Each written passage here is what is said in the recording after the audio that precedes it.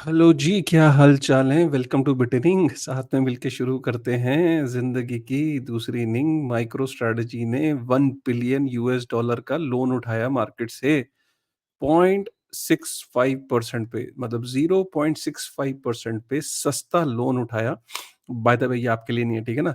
Micro strategy की बात कर रहे हैं। माइक्रो स्ट्रैटेजी ने 0.65% पे लोन उठाया और कितना 1 बिलियन यूएस डॉलर और उसने आज जो है वो अप्रॉक्सिमेटली 500 मिलियन यूएस डॉलर डाल दिए बिटकॉइन में और कुछ दिन बाद वो और डाल देगा 500 मिलियन डॉलर। यार मतलब ये बहुत बहुत यार अब कितनी बार बोलेंगे कि micro strategy micro strategy micro strategy but यार guys this is a fact. उसकी जो कन्विक्शन लेवल है ना, कम से कम उससे ही इंस्पिरेशन ले लो। हाँ, इंस्पिरेशन इस बात से मत लो कि लोन उठाओ और बिटकॉइन में डाल दो, बिकॉज़ देखो उन लोगों को लोन मिलता है 0.65% पे, नेग्लिजिबल रेट ऑफ इंटरेस्ट पे। पर्सनल लोन लेने जाओ ज़रा मार्केट में, 15-16 16 तो ख़ैर ज़्यादा हो गया, 10-11%, 12%, इससे कम क्या मिलेगा पर्सनल लोन, ठीक है? और इमेजिन करो कि लोन ले ले लिया और फिर वज़ीर-एक्स जैसा कांड हो जाए, फिर क्या होगा? वज़ीर-एक्स में डाले और वो तो लोन लोन मत लो, वॉलेट से भी हैक हो जाता है, तो कम से कम लोन क्या करता है, आपको ईएमआई तो नहीं देनी ना यार, अगर कुछ गलत भी हो गया तो। तो जितनी चादर उतने पैर, और ये तो सतोशी नाकामोतो भी बोलता था कि फोमो नहीं करना। जो आपके पास एक्स्ट्रा पैसे पड़े हैं, उसी से आप इन्वेस्टमेंट अपनी शुरू करो। तो यार देखो ना, यहाँ ऑफिशियल अनाउंसमेंट शेयर कर रहा हूँ। कितना अब माइक्रो स्ट्रेटजी के पास 2,52,220 बिटकॉइन हो चुके हैं टोटल में। 458 मिलियन यूएस डॉलर उसने डाला, 7420 बिटकॉइन लिए, 71,750 के रेट पे लिए। और micro strategy is growing, it's growing insane। मतलब अब आप ये देखो कि 2,52,000 बिटकॉइन, 1 बिलियन यूएस डॉलर उसने मार्केट से लोन उठाया था, तो आप ये देख सकते हो। तो उसने आज ये अनाउंसमेंट हुई, लोग ले तो ये पहले लेते हैं, लेकिन अनाउंसमेंट ये बाद में करते हैं। सो यूएस की जो कंपनीज़ हैं भाई मैसिव तरीके से ग्रो कर रही है। सिंपल सी बात ये है।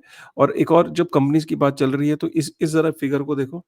ये बता रहे हैं कि भाई ब्लैक रॉक है, जैसे ब्लैक रॉक के पास 19,800 एम्प्लॉयी हैं, मतलब 20,000 एम्प्लॉइज़ हैं और उसका करीब 10.41 ट्रिलियन यूएस डॉलर का एसेट अंडर मैनेजमेंट है। मतलब दुनिया का 10% जीडीपी जो है वो ब्लैक रॉक उतना बड़ा है।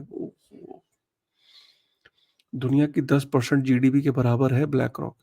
और प्रॉफिट कितना कमाता है? 5.5 बिलियन यूएस डॉलर। और इधर टेदर को देख लो, 50 एम्प्लॉइज़ की कंपनी है, 119 बिलियन एसेट अंडर मैनेजमेंट है और प्रॉफिट कितना कमा रही है? 6.2 बिलियन यूएस डॉलर प्रॉफिट। जरा टेदर को ब्लैक रॉक से कंपेयर करो यार, मतलब छोटी सी कंपनी प्रॉफिट कमा रही है 6.2 बिलियन यूएस डॉलर और ब्लैक रॉक इतनी बड़ी कंपनी प्रॉफिट कमा रही है 5.5 बिलियन यूएस डॉलर। ये है स्टेबल कॉइन्स की गेम। बात को समझ रहे हो? इसलिए स्टेबल कॉइन के अंदर बड़ी कंपनीज और बड़े कॉर्पोरेट एंटर करेंगे। हर देश के अंदर एक वहाँ की सबसे बड़ी एंटिटी उसमें एंटर करेगी। इंडिया भी दूर नहीं है, दूर नहीं है, इतनी बड़ी मार्केट है, राइट? तो यहाँ पे भी कॉर्पोरेशंस जो हैं, वो स्टेबल कॉइन इश्यू करेंगी। 2025 वो साल हो सकता है, I don't know, but stable coin के धंधे पे बहुत सारी कॉर्पोरेशंस देख रही हैं। अब अगर ऐसे कंपैरिज़न सामने आते हैं, तो यार ये बिज़नेस कितना वायबल लगता है कंपनीज़ को, ठीक है ना? सो लेट्स सी फ्यूचर में क्या होता है। भैया इंडिया के जो सुप्रीम कोर्ट है, उनकी वेबसाइट हैक हो गई और वेबसाइट हैक हो गई और वो सॉरी यूट्यूब चैनल हैक हो गया और यूट्यूब चैनल हैक हुआ और यूट्यूब चैनल के ऊपर एक्सआरपी की प्रमोशन हो रही थी, कोई स्कैम प्रमोट हो रहा था, तो ये एक खबर है। उसके बाद हम बात करते हैं भाई gold. Gold and bitcoin both are doing well. Gold has broken doing its all time high और ये दोनों चार्ट आप देख सकते हो।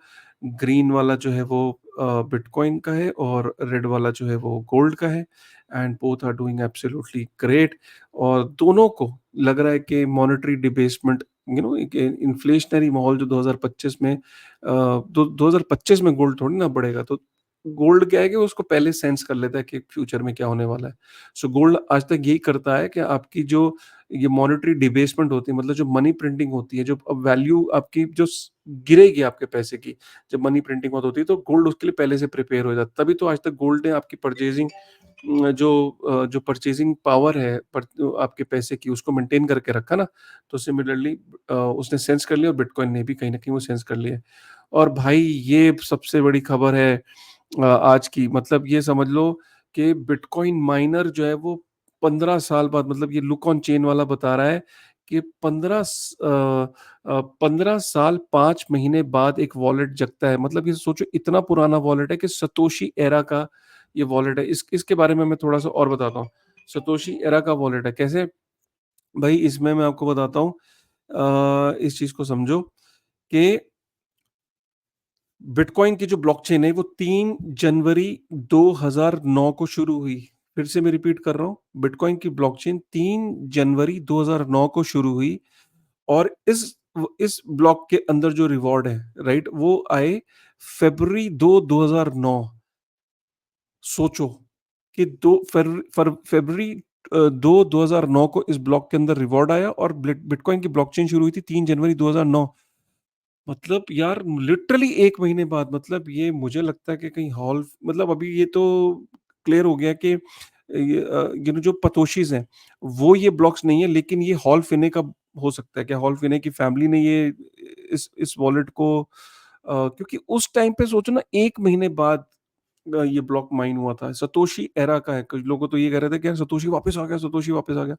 फिर कुछ लोगों ने बोला कि नहीं, it is not from that block, probably ये हॉल फिने का हो सकता है। क्योंकि इतने पुराना तो यार सोचो ना, मतलब ये, और सोचो ये journey 0 to 15.9 million US dollar की जर्नी है।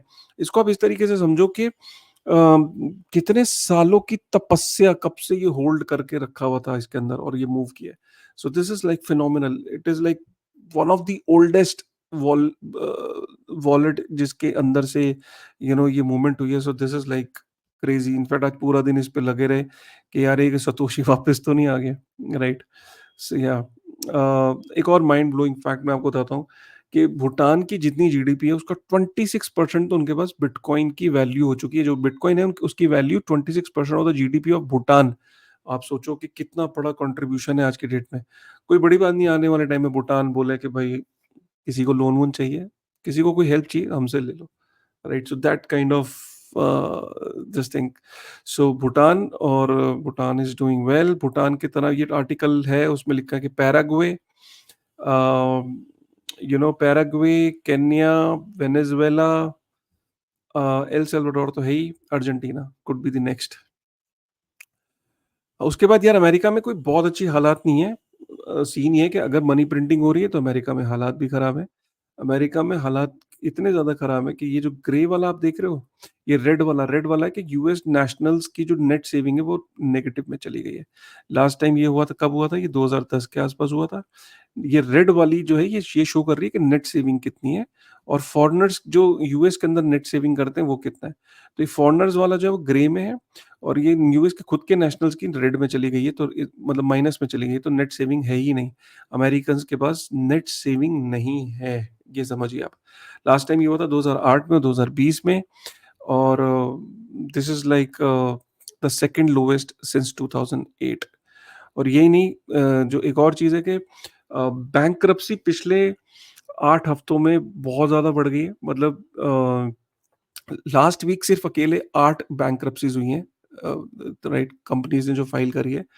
और आप ये समझ लीजिए कि 15 सालों में वन ऑफ द हाईएस्ट है, राइट। तो बैंक्रप्सीज बहुत ज़्यादा बढ़ रही हैं यूएस के अंदर। तो यूएस बेसिकली, कल भी हमने सुनील सर के साथ एक जो वीडियो किया था उसमें ये पॉइंट निकल के आया था। जो सुनील अग्रवाल जी के साथ हमने कल वीडियो किया था कि यूएस चाहता है कि स्टैगफ्लेशन को रोक ले भाई, स्टैगफ्लेशन को रिवर्स कर दे। स्टैगफ्लेशन का मतलब है कि भाई इकोनॉमी स्टैग्नेंट हो गई, डिस्पाइट द फैक्ट कि हम मनी प्रिंटिंग कर रहे हैं, लिक्विडिटी इंजेक्ट कर रहे हैं, लेकिन जीडीपी नहीं बढ़ रही, राइट, प्रोडक्टिविटी नहीं बढ़ रही। वो बहुत खतरनाक स्टेज होती है कि आप पैसा भी प्रिंट कर रहे हो, क्योंकि माना ये जाता है कि आप लिक्विडिटी बढ़ा दो मार्केट के अंदर। लोग चीज़ों की ज़्यादा डिमांड करते हैं, तो कारखाने जो हैं वो ज़्यादा चीज़ें प्रोड्यूस करने लगते हैं। प्रोड्यूस करते हैं तो मार्केट में वो एम्प्लॉयमेंट बढ़ती है। लेकिन इमेजिन करो कि आपने मार्केट में पैसा इंजेक्ट किया और लोगों ने चीज़ों की डिमांड ही नहीं करी, और जब डिमांड नहीं करी तो कारखानों में नई एम्प्लॉयमेंट नहीं हुई, ना नए वो उन्होंने असेंबली लाइन डाले, ना नए वो प्रोडक्ट बनाए उन्होंने, तो फिर क्या होगा? राइट? तो वो जो स्टैगफ्लेशन है, वो जो स्टैग्नेंसी है, उसको लेके बहुत चिंतित है और वो डेटा बता रहा है। और एक और चीज़ मैं बता दूँ आपको, ये यूफ़ोरिया तो सब चीज़ें ठीक है। एक पॉइंट ऑफ टाइम पे कहीं न कहीं बुरी खबर तो आएगी, और बुरी खबर ये होगी कि जब यूएस के अंदर डेटा बहुत खराब आने लगेगा, जब US generally inflation rate cut के बाद जब इतना बड़ा रेट कट होता है, तो अगले महीने कोई डिसाइड नहीं होता कि रिसेशन आ गया। 8-10 महीनों में, 12 महीने में एक्सेप्टेंस आती है कि हम रिसेशन में हैं। That will be a time जब ये चीज़ें करेक्शन होंगी मार्केट के अंदर। तब तक अभी आप ये लेके चलो कि लिक्विडिटी इंजेक्ट हो रही है, gold all time high, stock market all time high, और भैया आप देख ही लो, स्टॉक मार्केट का तो बहुत ही बुरा हाल है यूएस में, मतलब ट्रिलियंस में ऐड हुआ है स्टॉक मार्केट में पिछले कुछ हफ्तों के अंदर, राइट? तो ये है। So overall feeling very bullish, specially after Michael Saylor.